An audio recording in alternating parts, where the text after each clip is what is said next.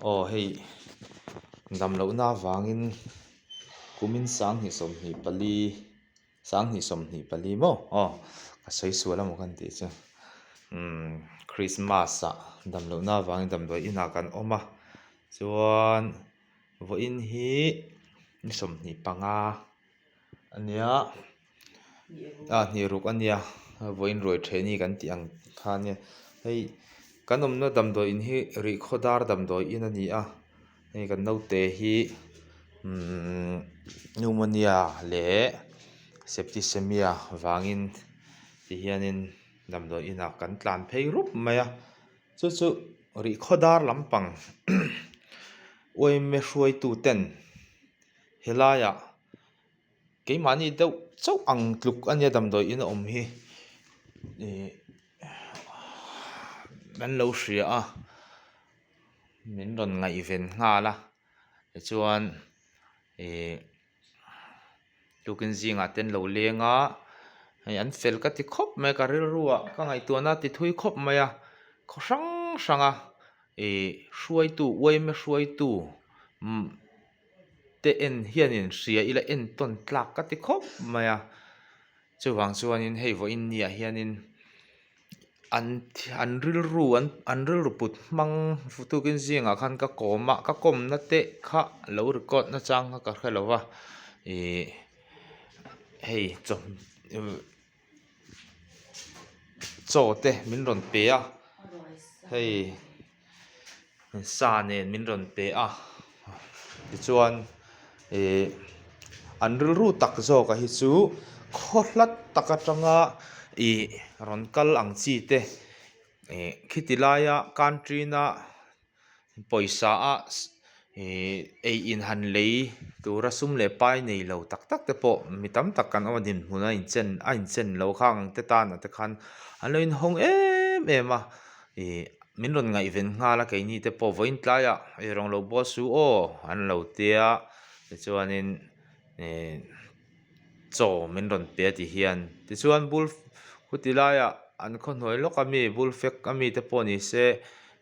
zing le tlai chaw pe turin dam lo te khan lo in tima kha an lo hriat khan in alu tuk enga tinge chu tianga in ti heta tran pui ngai te tran pui tu oi me kan oma ti in an lo tong kam an lo nei tlat me khang ka hriat te khanin ka ril ru ka ngai tuana ati thui khop mai a veng khat veng khotina oi me hruai tu na zong hianin hetiang ril ru hi kan pu vek kherang em ti te ka ril ru lo langa chuanin in har sat mang an na hrim chu in ron thlenanga an te phone number te khamin han pe a khang te kha nuk lam te kha ti ul zok ma ni hetilaya te khinana ba ampingin Burma ram te lo nia Mizoram lama tanga vakala chung le khat nei lo ta na phei chuanin mang an tak tak phei chuanin ril ru ha du khop mai khati lai kha kara khan ti lai kan u nau te kan mizo u nau te an felin an thahle maya an fak om ka ti a chuwang chuanin Mizoram lam hi kong tam taka hian Mizoram lam hian kan tluk lo le mai tlom kan ngai mizo kan ni a kan te kan tong kam ringot thi kan tlom ngai a ataka che chu a tak hianin a then a chon tlom ngai na tam tak chu kan nei tho a vai chon ka ti chuang lo mai ro chu mi mang an tak har san na han to tak langsar lo phe na hian a langsar ni si lo a phe na hian mang an ruk na hi mi hrin kan nei a chu mang an ruk na a chuanin in tran pui hianin a tran pui tu he tilaya tran pui na dong tu ta na hian a hlu in a ro pui em a khatiang ang te kha tun ang te hi ni in ka hre ve a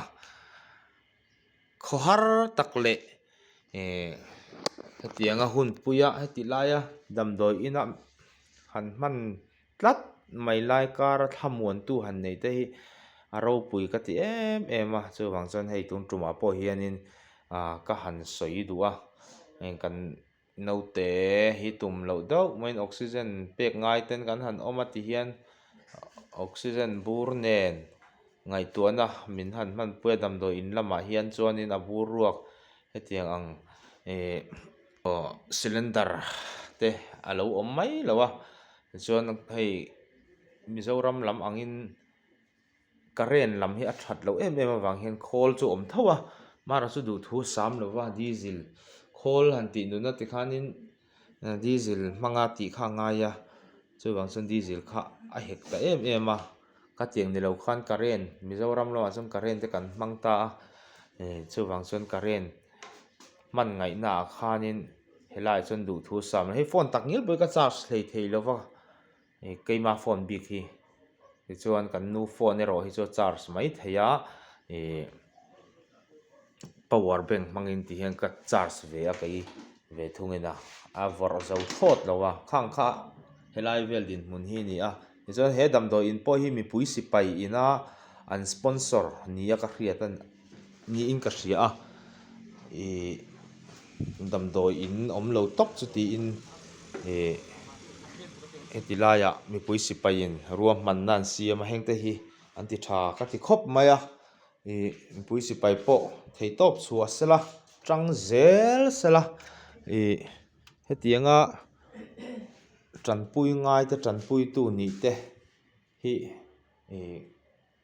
kan ti tur ni in ka hria a chu wang chuanin tun tuma pawh hian kan lo ka lawm em a kei ni chauh ni lo helaya hei dam lo hian ron luh bel ve zela tunah hi chuan kan khawhar dana zia awm tawh a ei in chung changah khanin aro pui ka tia kha han tar lan pa in ka tia hei voin tlaiah ruai in the ve thei si lova ti in voin tlai kan ruai the aia an ruai sa min ron pe ve ni aro pui khop mai ti kha kan han tar lang a kan han pho chuak duh lawk ani